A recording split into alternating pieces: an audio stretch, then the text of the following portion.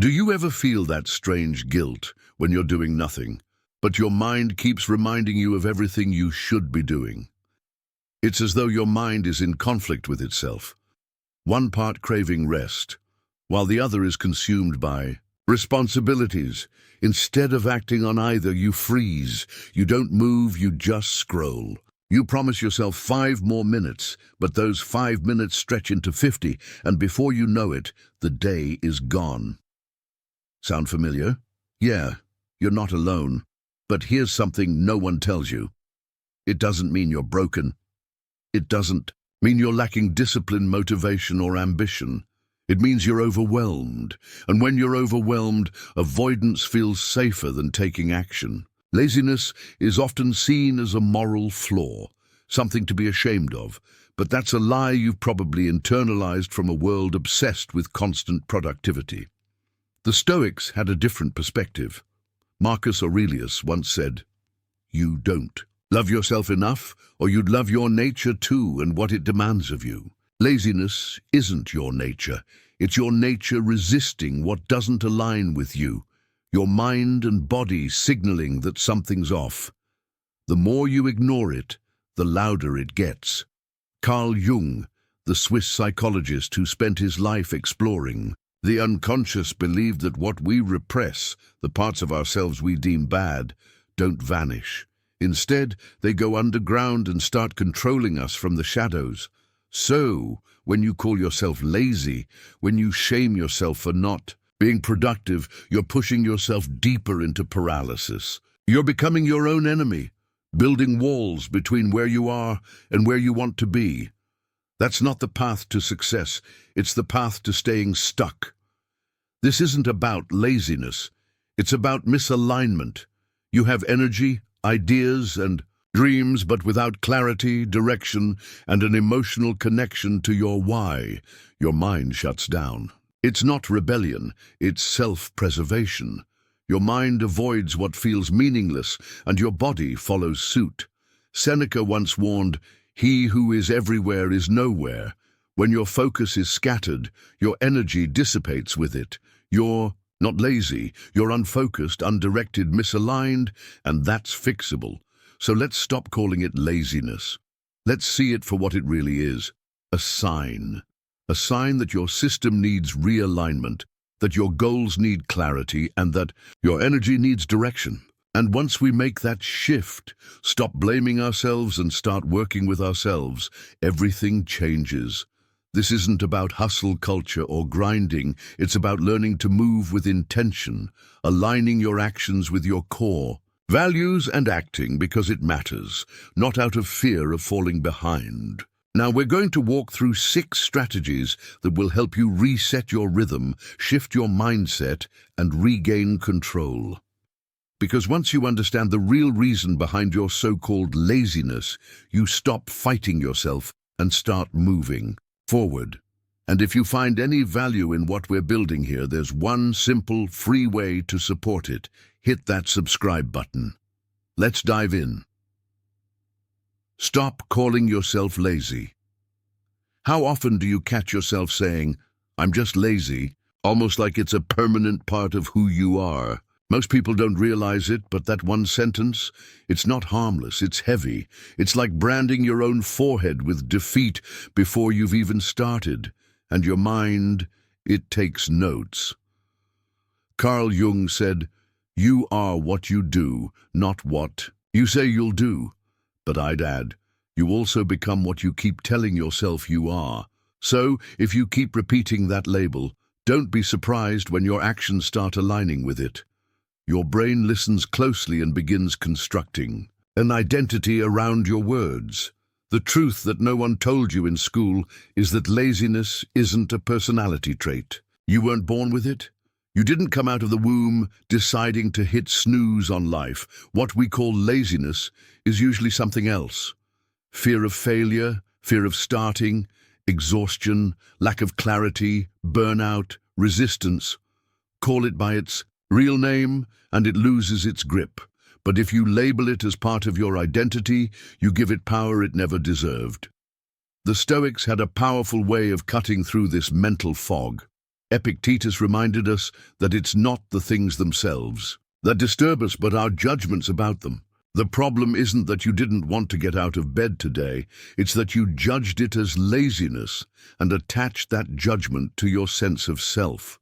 What if instead you paused and said, I'm feeling resistance today, but I'm not defined by it? That slight shift changes everything. Your identity is a mirror. If it's cracked and distorted with self-deprecating labels, your reflection will never look strong, capable, or ready. But if you clean that mirror and remove those labels, you begin to see yourself differently. And when your self-image changes, your behavior changes too. It's not magic. It's psychology. It's identity-based habit formation. Here's the truth. You're not lazy. You're not broken. You've just picked up a label that doesn't belong to you, and it's time to set it down. The next time that voice challenges your worth, ask yourself, would I say this to a close friend? If the answer is no, stop saying it to yourself. You're not your worst day. You're not the missed deadline, the skipped workout, or the pile of unread emails. You're someone who's learning, growing, and evolving. Someone who's capable of change. Clarity kills procrastination. Have you ever opened your laptop to get something done, only to stare blankly at the screen, unsure of what done even means? You check your to-do list, maybe scroll for a bit, reorganize your desktop for the 10th time this week, and before you know it, an hour has passed and nothing has been accomplished. Sound familiar? That's not laziness, that's confusion in disguise. Most people aren't unmotivated, they're unfocused. It's not that you don't want to act, it's that you don't know exactly what to act on. Clarity, or the lack of it, is the real driver behind whether you move or stall. Here's the thing. Your brain is a goal-seeking machine, but it's like a GPS. If you punch in a vague destination, it's going to freeze. But if you say, walk 15 minutes after dinner, or write 200 words today, boom, direction. Your mind has a target, and targets give energy and purpose. Vague goals drain us, but clear goals energize us. This clarity thing, it's not just motivational fluff, it's neuroscience. When your brain sees a small, specific task, it releases dopamine, signaling that it's time to act. That little buzz is momentum. The Stoics understood this. Marcus Aurelius wrote, "If you are distressed by anything external, the pain is not due to the thing itself, but to your estimate of it.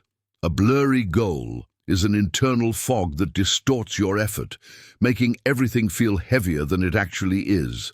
And this clarity, it's not just motivational, it's practical. When you break down a big task into small, manageable steps, the path becomes clear, and even small actions feel powerful. But start before you feel ready." Have you noticed that the hardest part of doing anything is just starting? Not finishing, not even the middle, just the first 5 seconds. That awkward moment when you're standing at the edge, staring at your to-do list or your messy room, thinking, not today, I'm not feeling it. And that's the trap.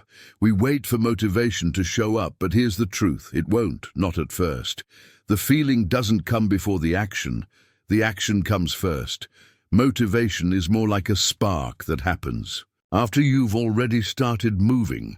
The Stoics had a principle for this. Do what's in front of you. Marcus Aurelius reminded himself daily, don't let your imagination be crushed by life as a whole. Stick with the situation at hand. The 10-minute rule is a great way to break the cycle of procrastination. Instead of saying, I have to finish this, you tell yourself, I'll just do 10 minutes. That's it.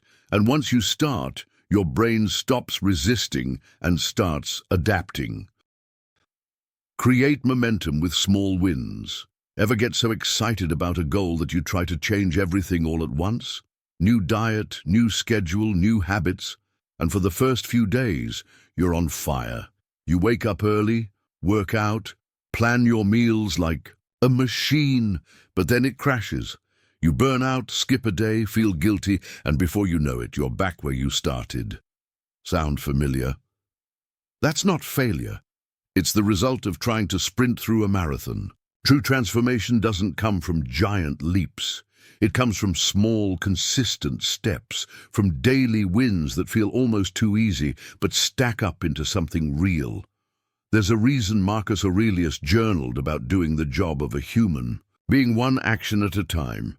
He understood that self-mastery isn't about intensity, it's about consistency. Carl Jung also believed that the process of becoming whole, which he called individuation, wasn't a dramatic explosion of change, but a slow integration of your fragmented self over time.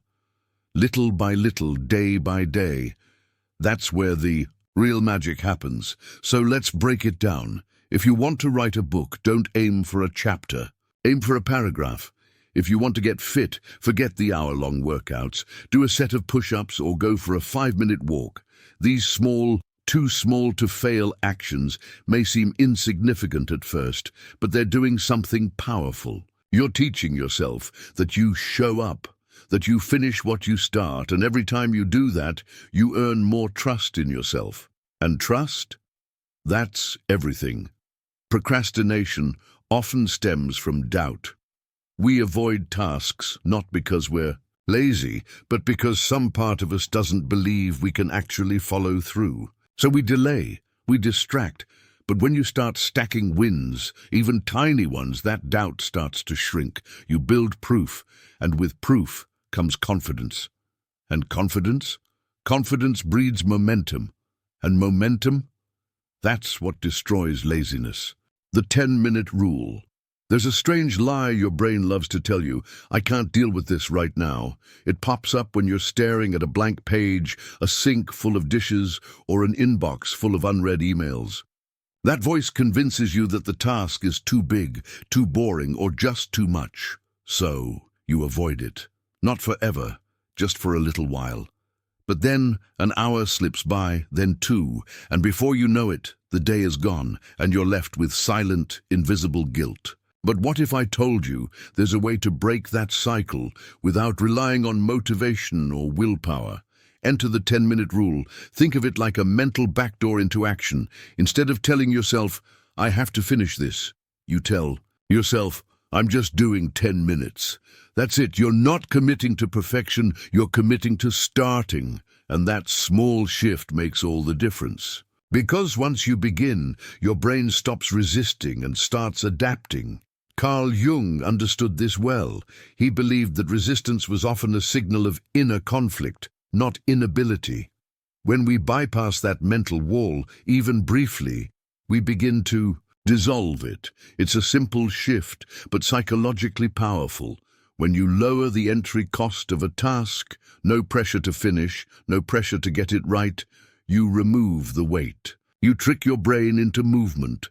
And movement, no matter how small, creates momentum. The Stoics had a similar principle. Do what's in front of you.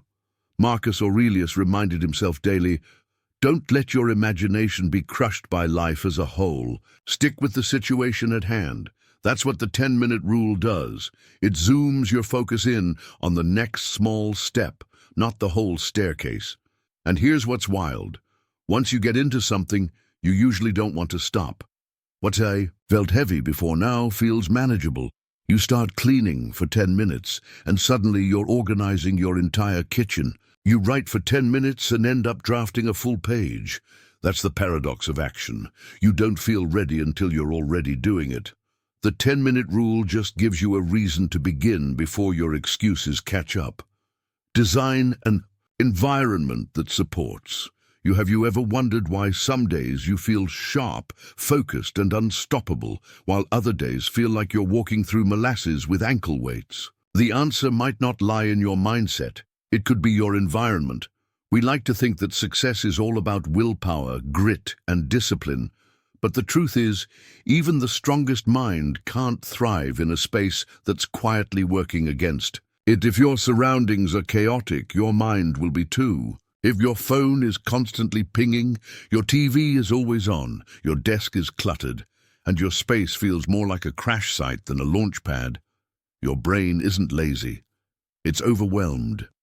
The Stoics would have been the first to point this out. Seneca said, "No person hands out their money to passers-by, but how many of us hand out our lives?" We guard our property and money, yet we think nothing of wasting time. Distractions are the modern version of time theft. Every unnecessary ping, every open tab, every bit of background noise you tolerate, that's your focus leaking out in droplets. You don't need more motivation, you need less noise. Carl Jung emphasized the profound connection between the inner and outer world. He believed that the psyche isn't isolated, it responds, adapts, and reacts to the space it's in. Your external chaos becomes internal clutter. A messy room doesn't just look bad, it feels heavy. It creates friction every time you try to start. That stack of unopened mail, the half-drunk coffee cups, the scattered clothes, they're not just objects, they're psychological blocks, little reminders of disorder. And they scream at your nervous system, there's too much to handle. So let's flip that. Your space should support your goals. If you want focus, create a space that feels focused. Put your phone in another room. Turn off notifications. Not just silence them, but turn them off. Designate one area for deep work and make it sacred. Keep it clear, calm, and simple. If you want creativity, let sunlight in. Add something that inspires you, a quote on the wall, a plant, a clean desk. Nothing extravagant, just intentional. When your environment is aligned with your purpose, your energy stops getting wasted on resistance and starts getting directed toward action. This isn't about creating the perfect setup. It's about removing friction, making it easier to start and harder to stop. You're not weak for getting distracted. You're human. But you are responsible for creating the space that helps you. Stay on track.